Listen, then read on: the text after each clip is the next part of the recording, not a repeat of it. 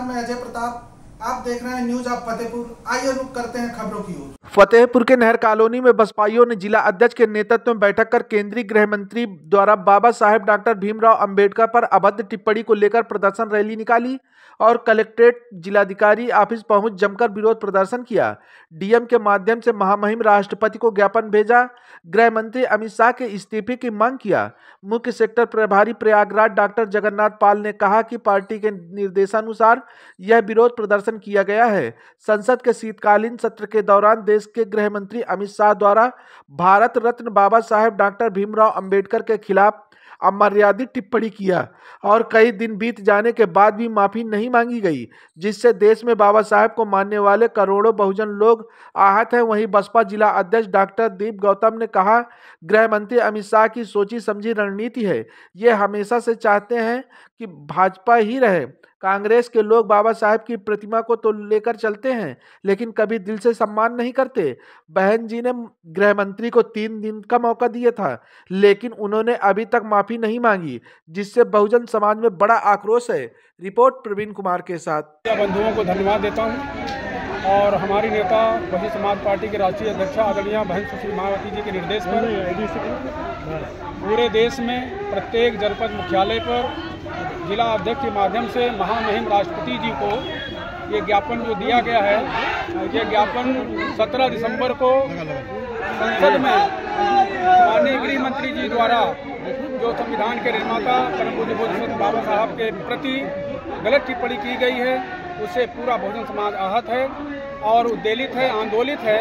इसी परिप्रेक्ष्य में बहुजन समाज पार्टी जनपद फतेहपुर के समस्त पदाधिकारीगण, समर्थक, साथी, सभी बाबा साहब के सभी अनुयायी मिलकर के आज जिला कलेक्टर के माध्यम से महामहिम राष्ट्रपति जी को ज्ञापन प्रस्तुत किया गया।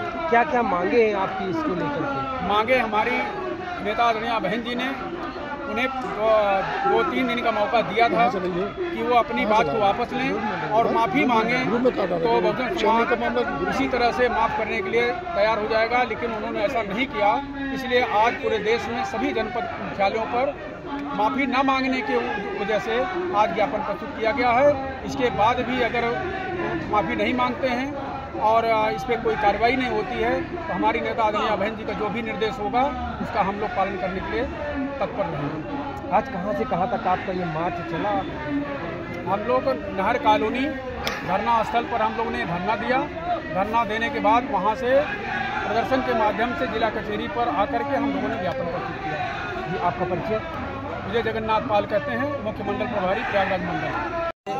कि विदित हो कि पूर्व में 17/12/24 को देश के गृह मंत्री व बीजेपी के केंद्रीय मंत्री अमित शाह द्वारा हमारे बहुजन नायक व हमारे भगवान पूजनीय बोधिसत्व बाबा साहब डॉक्टर भीमराव अंबेडकर जी के बारे में अपशब्दों का इस्तेमाल किया गया, जिसे पूरे देश और दुनिया में रहने वाले उनके अनुयायियों के ऊपर भारी आक्रोश है।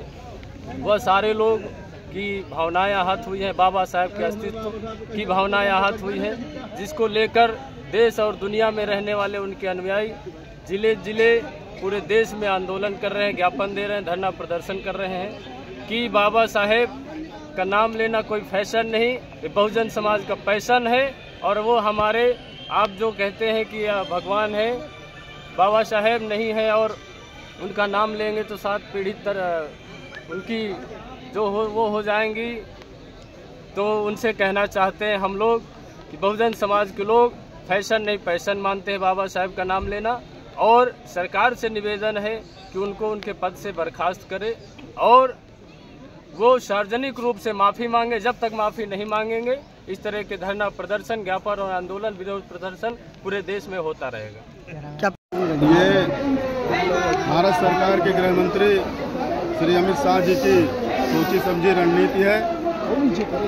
ये हमेशा से चाहे भारतीय जनता पार्टी के लोग रहे हों, चाहे कांग्रेस पार्टी के लोग रहे हों, ये बाबा साहब की प्रतिमा को लेकर चलने का काम तो करते हैं, लेकिन कभी दिल से बाबा साहब का सम्मान नहीं करते हैं। इसी के चलते उन्होंने संसद में इस तरह की उपहासजनक भाषा का प्रयोग करके बाबा साहब डॉक्टर भीमराव अंबेडकर साहब का अपमान किया है।